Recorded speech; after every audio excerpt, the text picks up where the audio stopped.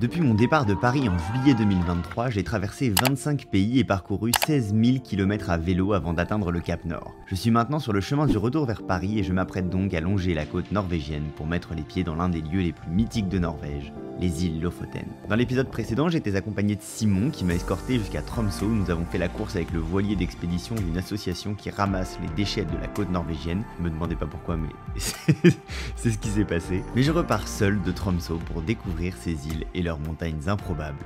Bon épisode. Après beaucoup d'amusement à Tromsø, je repars sous le soleil en short t-shirt pour la première fois depuis 6 mois. Après cet hiver sans fin, là il fait 20 degrés, c'est incroyable. Et je prends la route des Lofoten. L'été arrive enfin, la neige se dissipe, les températures remontent et je range les gants d'alpinisme dans le fond des sacoches.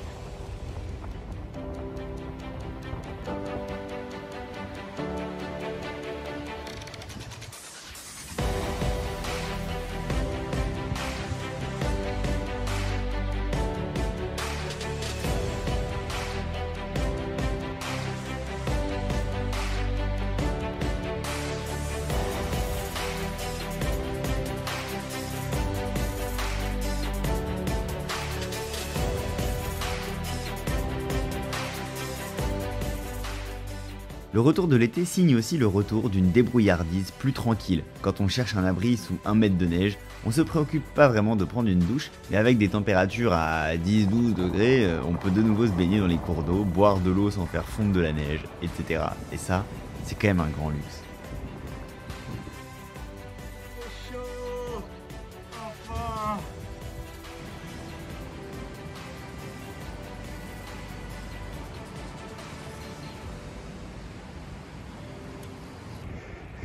2 km de tunnel pour passer sous cette montagne. Et 2. Ah, ça grimpette, ça grimpette. Ah, j'espère qu'ils ont eu la sagesse de le creuser tout droit. Au moins ce tunnel. Et non pas en pente. Parce que sinon je préfère monter la montagne. Allez go. Oh, par contre dans les tunnels il fait un froid de canard. Dehors il fait 22 degrés là. Dedans il y a de la buée. Dedans il doit faire je sais pas 2-3 degrés. 2 km dans le froid. Wow.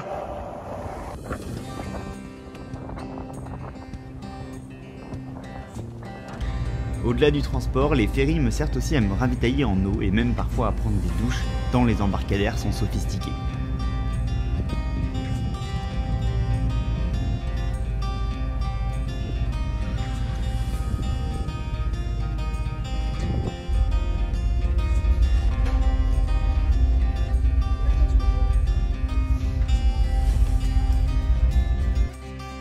Et je suis officiellement arrivé dans les Lofoten, premier bivouac du soir, très posé auprès d'un lac. Je suis pas encore vraiment engagé, mais là-bas, là, ça envoie.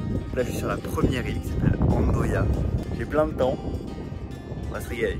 Les îles Lofoten, c'est cet archipel qui sort de l'eau par petits bouts comme les griffes d'un monstre marin.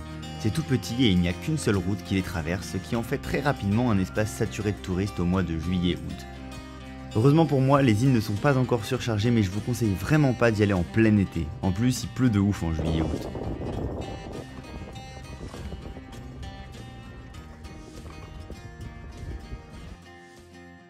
Les premiers stops dans les Lofoten, dans les gigantesques montagnes que vous voyez derrière qui se jettent dans la mer, que vous voyez aussi derrière. Bah en fait, je me suis trouvé un petit pic à côté d'un phare, le spot, voilà où je vais dormir. Il devrait pas pleuvoir, mais vu la couleur du ciel, on va pas être trop optimiste. Comme vous pouvez le voir, j'ai un peu bronzé là ces derniers jours parce que soleil toute la journée. Et quand je dis toute la journée, c'est toute la nuit aussi. Donc en plus, pour peu que je me couche un peu tard, je l'ai en plein dans la tronche, 24/24.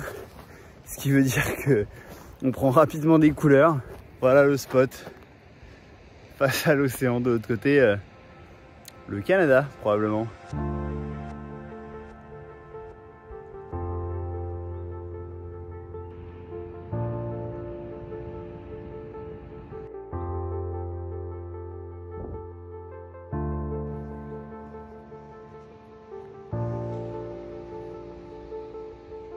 À l'aune donc de cette saison 4 et de mon retour à Paris depuis la Norvège, j'ai donc à peu près, je pense, un mois en Norvège à passer avant d'atteindre le sud de la Suède, le Danemark, l'Allemagne ensuite et finir ce voyage. On est actuellement à 20 500 € sur la cagnotte. Il reste 3 mois, un truc comme ça. Ça va être chaud, mais c'est très possible. On n'a jamais été aussi proche. Je croise les doigts. Merci d'avance. Je sais pas, au moment où vous voyez ça, c'est fini. Donc on a sans doute réussi ou raté. Ne vous spoilez pas si vous regardez cette série. J'espère qu'on a réussi. Ça fait très bizarre de pronostiquer comme ça. Bref, 3 mois d'expédition avant d'arriver à Paris. Je vais me poser là, je pense. Regardez la mer. Ma tente qui est tout là-bas, juste ici. Ah, il y a un peu de soleil là-bas. Là, la flaque que vous voyez de lumière, c'est du soleil.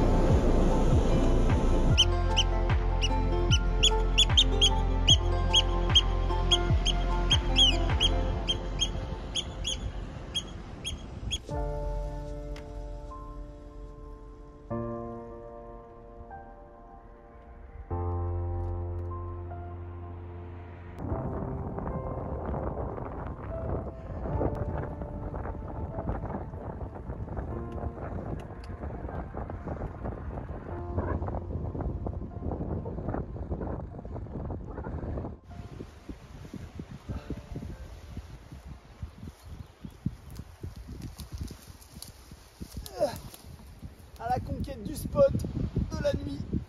Malgré le retour des températures positives, la Norvège n'est pas réputée pour son soleil caniculaire ni pour son ciel dégagé, et les variations brutales de cette météo changent beaucoup de choses dans l'organisation d'un voyageur à vélo.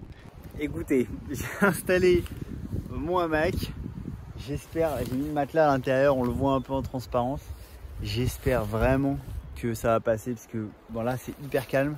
Mais d'un coup, le vent il se met à souffler comme ça et il propulse la toile à fond. Donc j'espère que ça va tenir. Je vais me faire à manger là. Et comme je peux pas trop utiliser le réchaud parce que la flamme va jamais tenir avec le vent, j'ai actuellement dans ma besace ça. C'est un sac de cuisson genre tactical ration bag qu'on m'a passé au Cap Nord. En fait, on met un fond d'eau là-dedans. On rajoute un peu de poudre magique de je sais pas trop ce que c'est. On met ensuite un sachet de lyophilisé à l'intérieur. Donc c'est ça là qu'on m'a passé. C'est du chicken and rice, donc du poulet et du riz pour les non bilingues. Je le mets à l'intérieur et normalement ça le cuit sans avoir besoin de réchaud.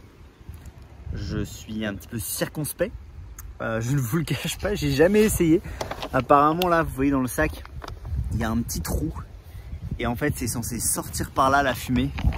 Bref, on va essayer. C'est très pratique si ça marche. Si ça marche pas, j'ai vraiment le seum. Bref. À tout à l'heure.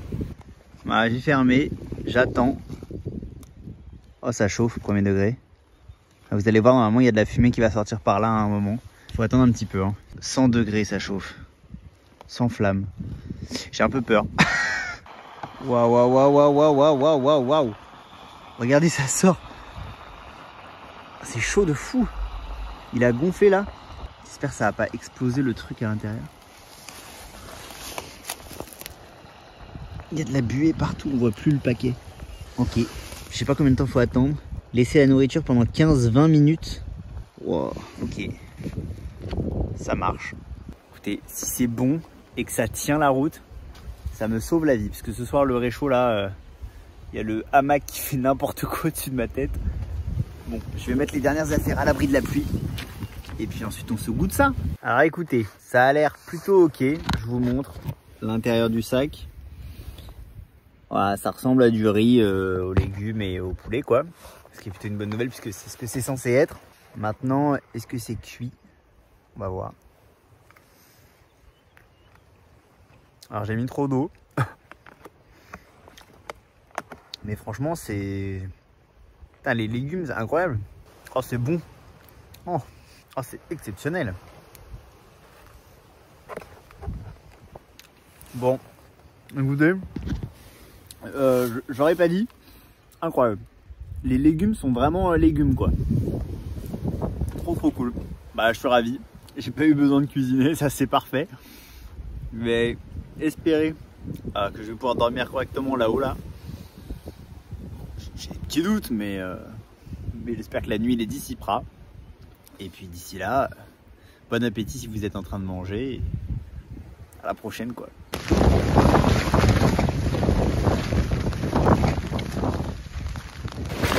Pas fermer l'œil, c'est une catastrophe. Le tarp s'est envolé, donc en fait il me pleut dessus sur mon duvet et tout.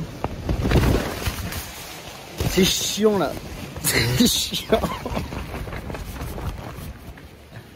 En fait ce qui est relou c'est pas tellement moi, parce que moi je m'en fous d'être trempé. C'est plus le duvet vraiment qui est mouillé et bah ça sèche mal et après ça s'abîme et tout et ça marche plus.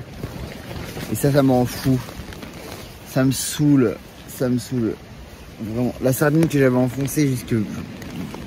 Il est resté ça dehors, elle a volé, ça me gave. Normalement il arrête de pleuvoir dans 1 heure, après il y a un peu de soleil. Il faut parce que sinon ça va jamais sécher en fait. Quelle angoisse. Putain mais je me fais coller par un truc trempé là. C'est pas possible cette merde.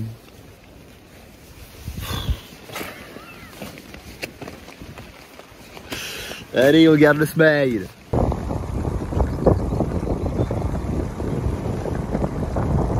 Alors j'ai pris la route, option risquée parce qu'il pleut, mais je me suis dit que j'allais jamais réussir à sécher de cette manière là-bas. Le sac de couchage est trempé et c'est du duvet, donc il faut absolument que je le sèche. Et j'ai repéré un endroit où je peux éventuellement me poser. Évidemment, je fais cette vidéo dans une montée. Je suis trempé, mais alors jusqu'aux os, littéralement. Mon pantalon est trempé, il me colle à la peau. Je peux plus parler, wesh. Donc je fonce pour me mettre à l'abri et espérer avoir un peu de beau temps cet après-midi.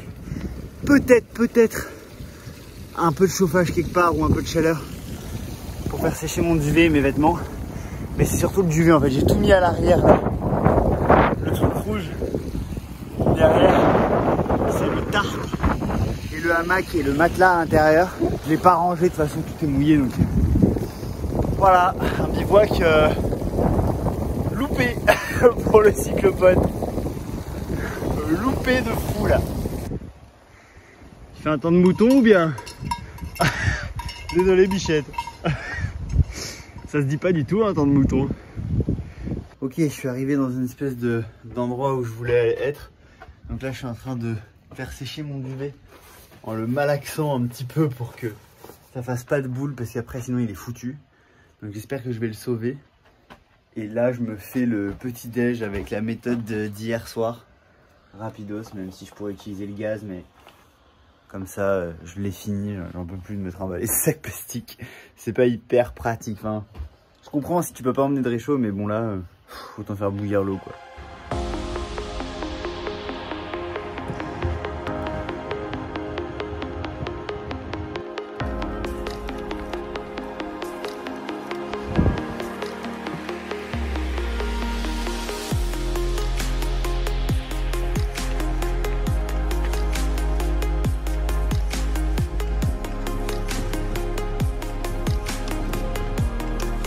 Pour la première fois depuis des mois, je croise enfin d'autres cyclistes qui voyagent en Norvège et on se retrouve tous dans ce magnifique abri qui sauvera ma journée et mon duvet avec.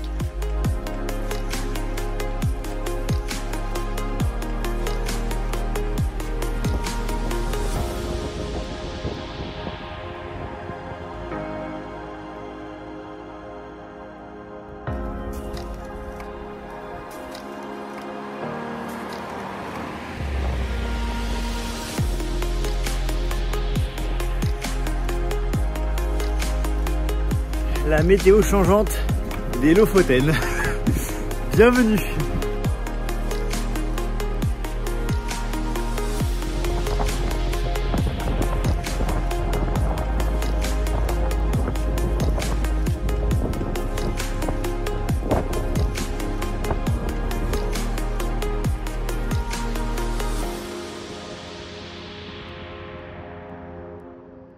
Aïe aïe aïe aïe aïe. Quelle masterclass. C'était aujourd'hui qu'il pleuvait tout à l'heure. Je me suis pris une sauce. Là il fait 15 degrés, c'est incroyable.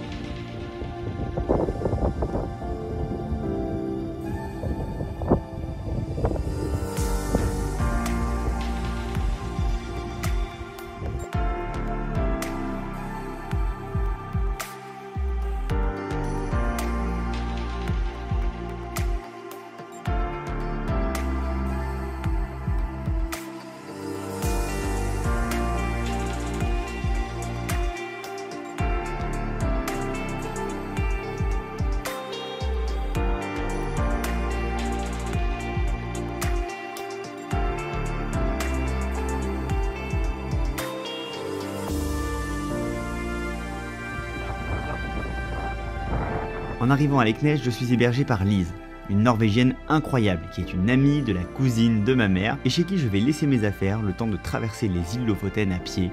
Mais ça, c'est dans le prochain épisode.